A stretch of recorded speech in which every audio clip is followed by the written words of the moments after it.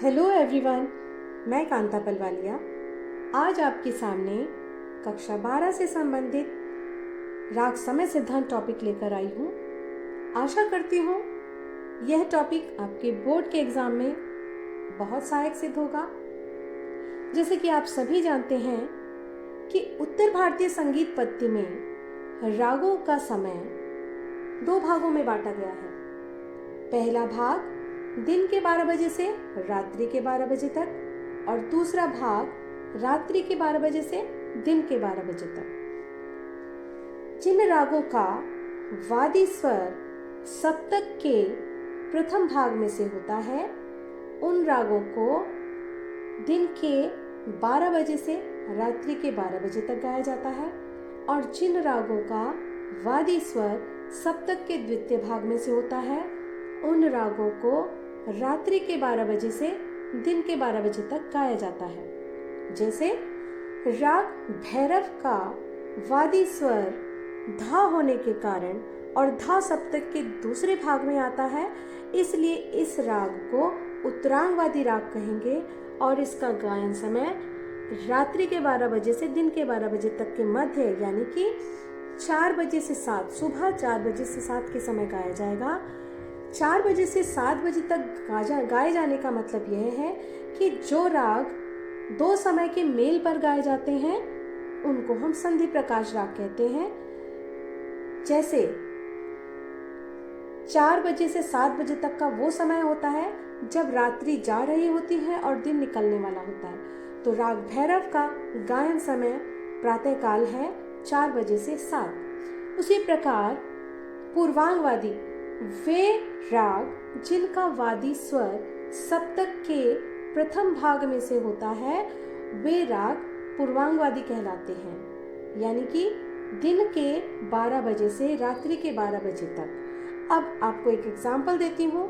राग बिहाग का गायन समय वादी स्वर ग है और वादी स्वर ग होने के कारण यह सप्तक के प्रथम भाग में आता है और जिन रागों का वादी स्वर सप्तक के प्रथम भाग में से आता है वे राग पूर्वांगवादी राग कहे जाते हैं। राग भैरव और उसी प्रकार राग बिहाग दोनों का समय आपको पता लग ही गया है कि भैरव प्रातःकालीन राग है और राग बिहाग पूर्वांगवादी राग है और यह शाम के समय गाया जाने वाला राग है। ये तो आप सभी जानते होंगे कि जो राग अपने ही थाट से उत्पन्न होते हैं उन्हें आश्रय राग कहते हैं। फिर आता है आपका संधि प्रकाश राग। संधि प्रकाश राग वे राग होते हैं जो 2 समय के मेल पर गाए जाते हैं, यानी कि दिन और रात्रि का जब मिलन होता है और रात और दिन का जब बिछड़ना होता है तो वो 2 समय का मेल होता है। यह समय दिन में 2 बार आता है।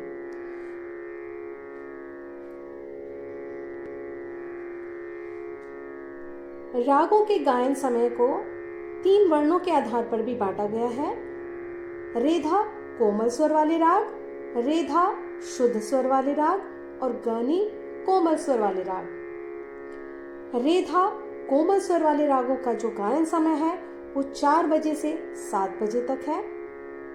रेधा शुद्ध स्वर वाले रागों का गायन समय है 7 बजे से 10 बजे तक और गानी कोमल स्वर वाले रागों का समय है 10 बजे से 4 बजे तक। तो ये हमारा गायन समय हो गया वर्णों के आधार पर। इसी कड़ी में एक स्वर और है मध्यम स्वर। मध्यम स्वर इतना महत्वपूर्ण स्वर है कि इस स्वर के कारण ही हमें यह पता चलता है कि यह राग दिन में गाया जा रहा है या रात्रि में। यदि किसी राग का शुद्ध स्वर होता है यानी कि मध्यम शुद्ध होता है तो वे राग दिन में गाए जाते हैं और यदि किसी राग का मध्यम स्वर तीव्र होता है तो वो शाम के समय गाए जाते हैं। मध्यम स्वर को अर्ध दशक स्वर भी कहते हैं। कुछ राग ऐसे होते हैं जिनमें दोनों मध्यम लगते हैं, जैसे राग हमीर, राग केदार, राग कामोद, राग छायानट, राग बिहाग और राग शंकर। इन रागों में दोनों मध्यम लगते हैं। कुछ राग ऋतुओं के अनुसार गाए जाते हैं, जैसे राग हिंडोल, दीपक, मेघ, मालकौंस। राग हिंडोल बसंत ऋतु में गाया जाता है, राग दीपक ग्रीष्म ऋतु में गाया जाता है, राग मेघ वर्षा ऋतु में और राग मालकौंस शरद ऋतु में। आशा करती हूँ आपको ये जानकारी अच्छी लगी होगी और मैं आपको शुभकामनाएं देती हूँ कि आप अपने बोर्ड के एग्जाम में बहुत अच्छे से इस टॉपिक को करें। अगर ये प्रश्न अब आता है तो अच्छा लगे तो कमेंट बॉक्स में मैसेज ज़रूर दीजिएगा। Thank you so much.